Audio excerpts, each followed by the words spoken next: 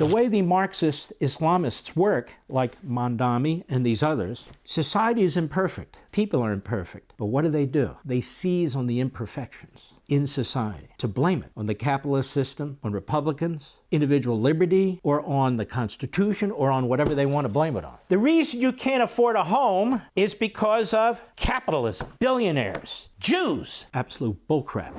So let's get to this issue of affordability. Why is New York City so expensive? It has the highest taxes in the country, always in competition with California and specifically LA. It has more regulations than anybody can keep track of. Whether you're a pizzeria, whether you're an Uber driver, whether you're a plumber or an electrician, the regulations are smothering. They have rent control. So for those people who live in rent control apartments, it's great. It's great. Pay $800 a month for an apartment that should be $6,000 a month. It's great. But how do you expect developers to build affordable apartments and condominiums when there's rent control in place? They're not going to do it.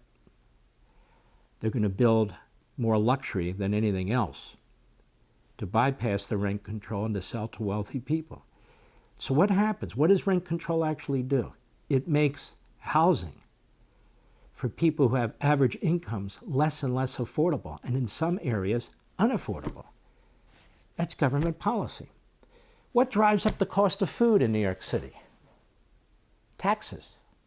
Taxes on the people who sell the food, taxes on restaurants, taxes on delicatessens and pizzerias. Taxes drive up the price of food. And regulations.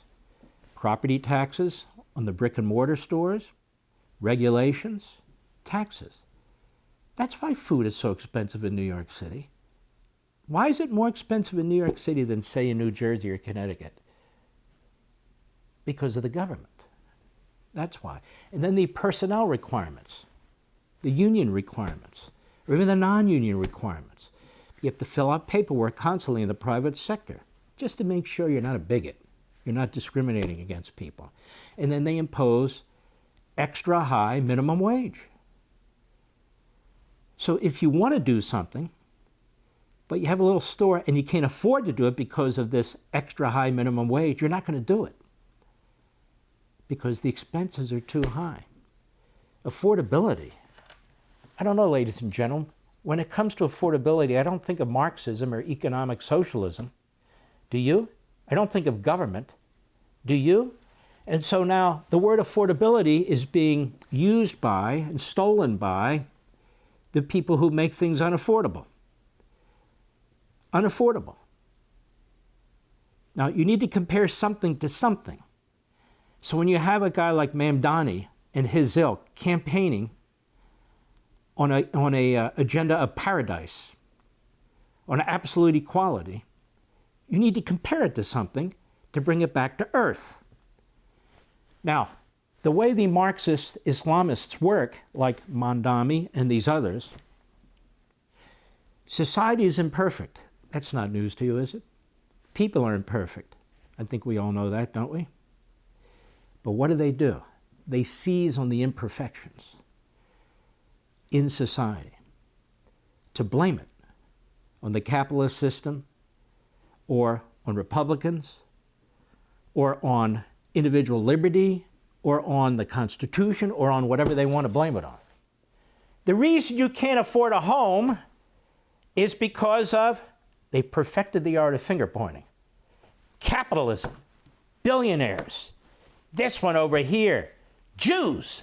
That's why. It's easy to understand these things, even though they are absolute bullcrap. It's easy to understand them. And if you're somebody who needs an excuse, somebody who wants some kind of justification that doesn't point to yourself, if you're somebody who wants some kind of answer, why is everybody against me? Why can't I make it? Why can't I? They have the answer. Don't improve yourself. You must destroy all these obstacles. Capitalism. When it comes to affordability, what do they talk about? Equality. There must be equality. Well, you can have equality.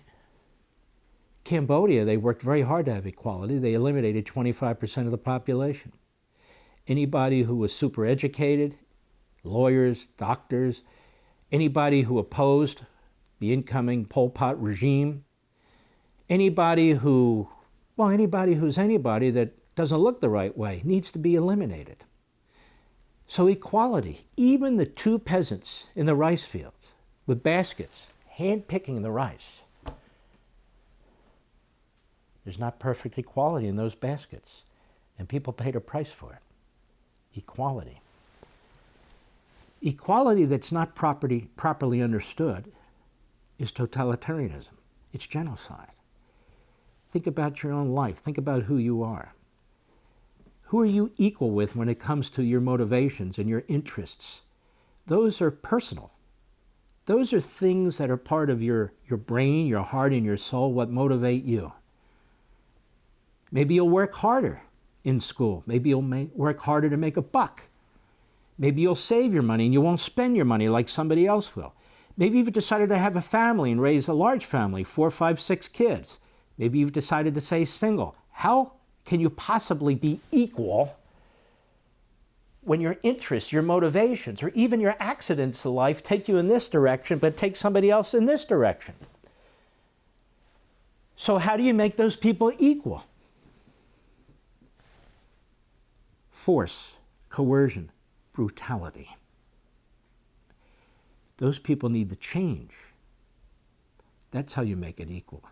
Well, what are they to change into? Whatever the state says they need to change into.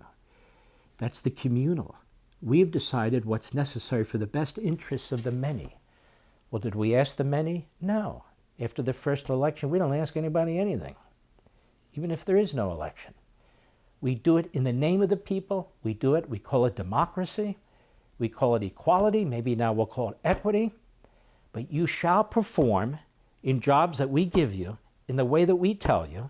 And if you don't have toilet paper, if you don't have 3 square meals, if you want to take a vacation, you want to do all these things, you're the enemy of the state. Marx talks about this. Individualism and free will are a poison to the communal. Communism, the communal. Individualism and free will are poison. They must be destroyed.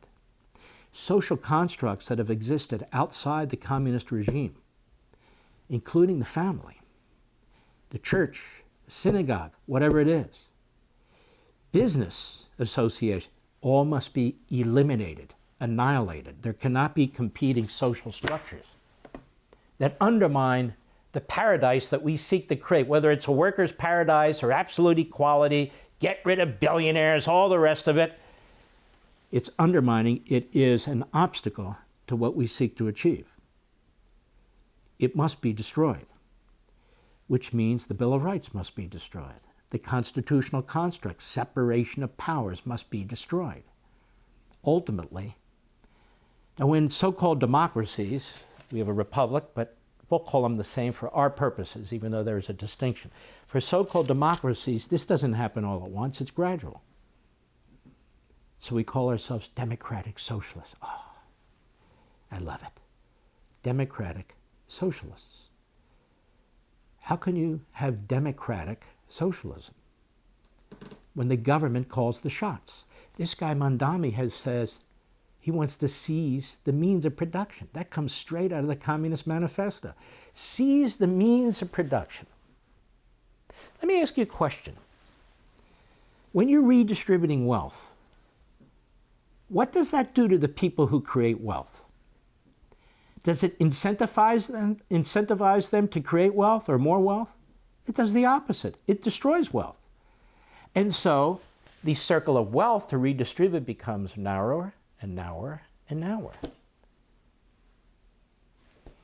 Particularly in New York City, if I can leave New York City and go to Florida or go to Nashville, Tennessee, or whatever, where I don't have all these requirements, all this stuff imposed on me, the interference with my lifestyle, my liberty, my entrepreneurship, I'm going to leave.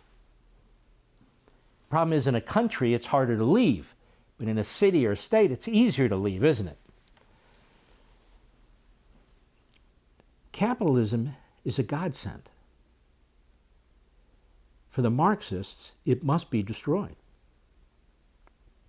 It must be destroyed. Redistributing wealth destroys the creation of wealth because the people who create it are not going to want to create it anymore, or they're going to want to create it somewhere else. So what will happen in New York if this happens? New York will further depopulate. That is, the productive people, the hardworking people, people on pensions and so forth, they're going to leave.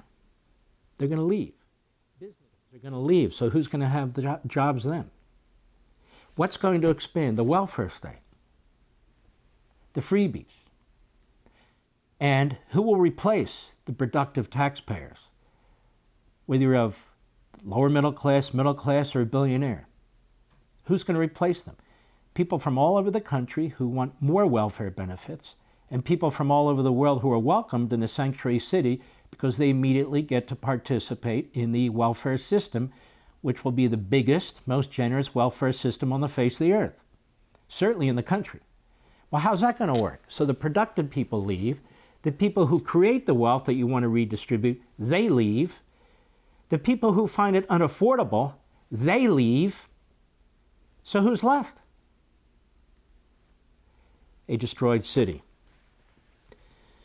So equality in itself, if that's the goal, you will have neither equality nor liberty. You will have neither equality nor liberty. Equality without liberty is fascism, Marxism, it's totalitarianism. Equality in and of itself does not promote liberty, does it? Equality in and of itself doesn't promote rights, does it? For all this and much more, sign up for Levin TV.